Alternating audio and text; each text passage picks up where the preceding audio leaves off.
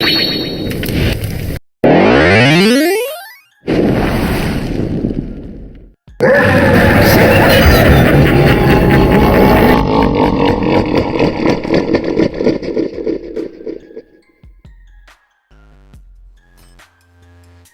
my awesome mad lads, my name is Maddock and welcome back to another Mad Theory episode, where today, this is going to be a very interesting theory that I decided to come up with.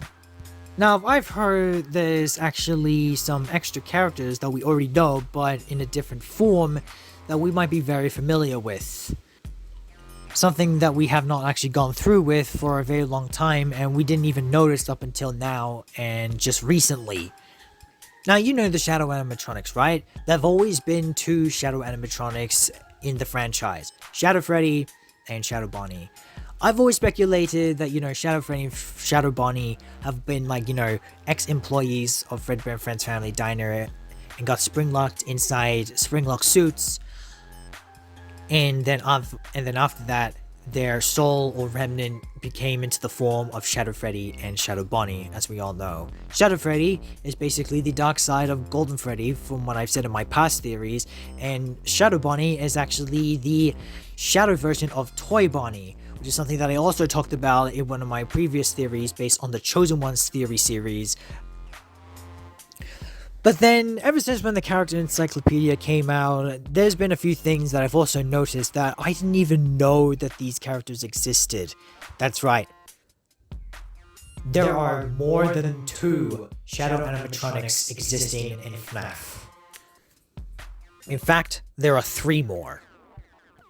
First off, let's say hello to the first newest Shadow Animatronic, Shadow Balloon Boy. Now, first off, you might actually be saying to yourself, Shadow Balloon Boy already exists. Well, yes, he actually does, but I'm not that quite sure that anyone else would actually know about these characters because they were actually appeared in Five Nights at Freddy's 3. Especially for Shadow Balloon Boy. And also, I've noticed that he even shows up in Five Nights at Freddy's Help Wanted, the first one. But in FNAF 3 specifically, he actually does show up in the minigame Balloon Boy's Air Adventure. If you skip the exit door that appears after collecting the first 7 balloons and leave the game area in search of the 8th balloon, you'll fall into another room. And apparently it actually says, the sunken place. This is where the Shadow Balloon Boy lives, black silhouettes of BB with a stream of grey tears falling from their eyes. You don't have to avoid them, you can just walk straight past them on your way to the hidden game area where the 8th balloon is. Now, this really caught me by surprise, but the way how they actually made the art of Shadow Balloon Boy kind of reminds me so much similar to Phantom Balloon Boy for some reason. Why on earth would they make the artwork of some of these Shadow characters look exactly like the Phantom animatronics in FNAF 3? That doesn't make any sense, and I don't understand why the hell that's the case.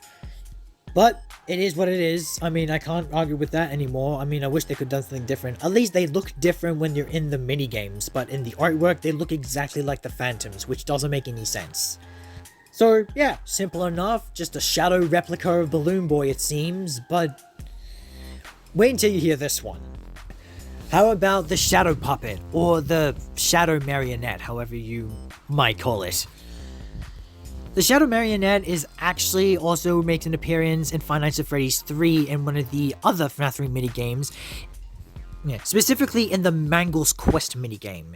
This game is in a retro 8-bit style, and the Shadow Puppet matches this style. It weeps grey tears which cascade down to the floor. And once again, it looks exactly like the Phantom Marionette in FNAF 3. What is Scott trying to do here? I don't understand.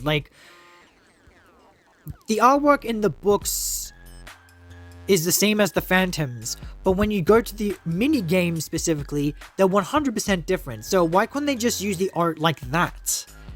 Then of course you have one final Shadow animatronic, and it's a Shadow Cupcake. What? I just couldn't take the fact that this is this cannot be happening.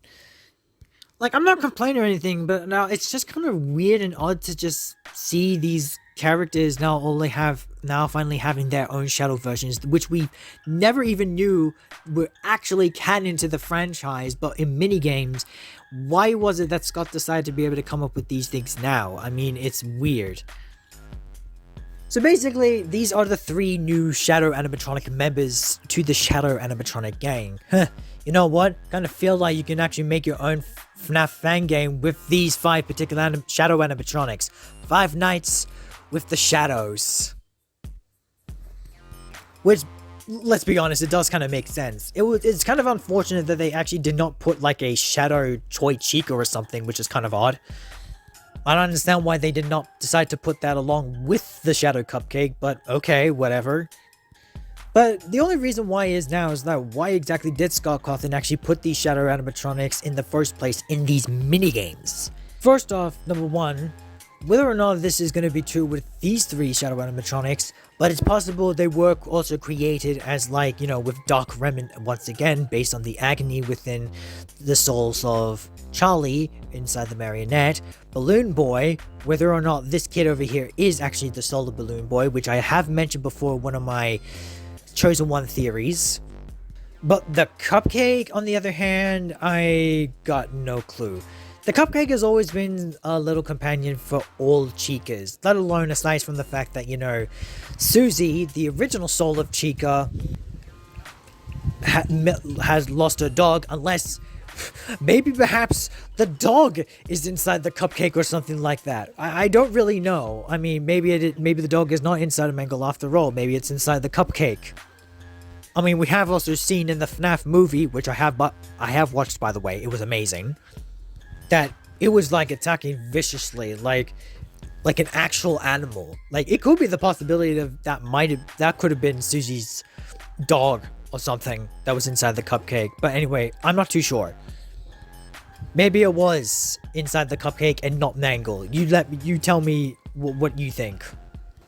But what do these Shadow animatronics represent to the fact inside these minigames? Starting off with the Shadow Marionette, I kind of feels like it's just basically, you know, with the fact of, you know, being sad and all alone, not being able to be reliable or help others in need, because technically that's what the marionette is originally meant to do. And exactly what Henry says to Charlie before when saying his final goodbyes to her, and the both of them rest in peace.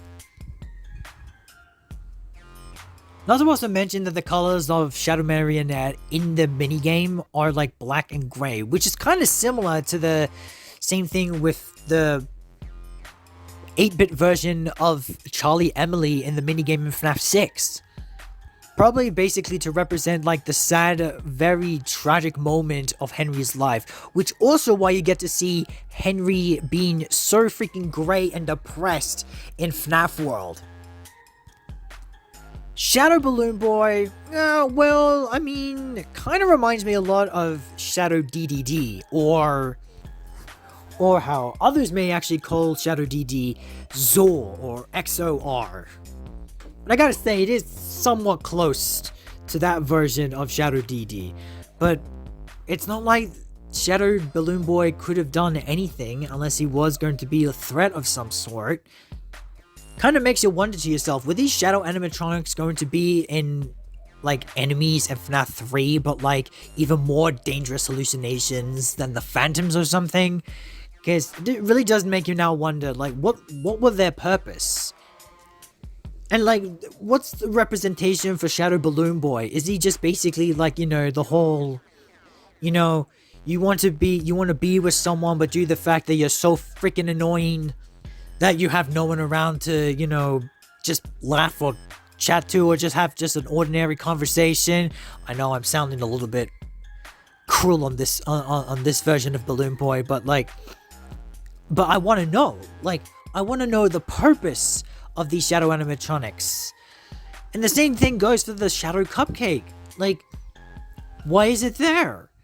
Is it basically because of the loss of, like, you know, you've lost your owner or something due to the fact, you know, either it's the dog, Susie's dog that's, you know, the Cupcake or something, instead of being Mangle or anything like that, or you're just being used as a tool to, you know, scare a child like in FNAF 4. Like, what are these purposes that Scott Cawthon was trying to create for the Shadow animatronics? That's the one thing I would like to know, like myself and for other FNAF fans who may have no idea why these characters came up in the first place and we never even noticed them, and now they've just finally been introduced inside in the character cyclopedia.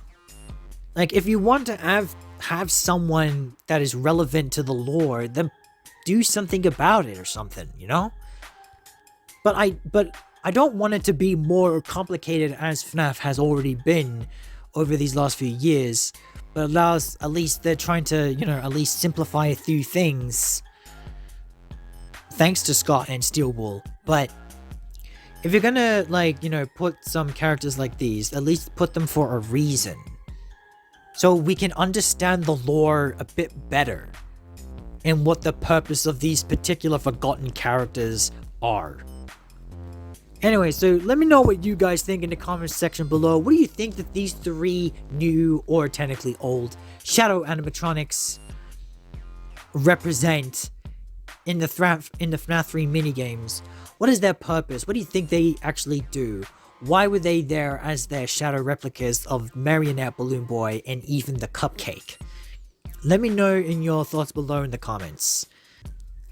Because I feel like there needs to be a bit more of an explanation here with these 3 Shadow animatronics. And if they want to be part of the Shadow animatronic gang with Shadow Freddy and Shadow Bonnie, at least make them, like, you know, relevant, you know? So that way they are characters that can be loved more, and so we can be understanding of them.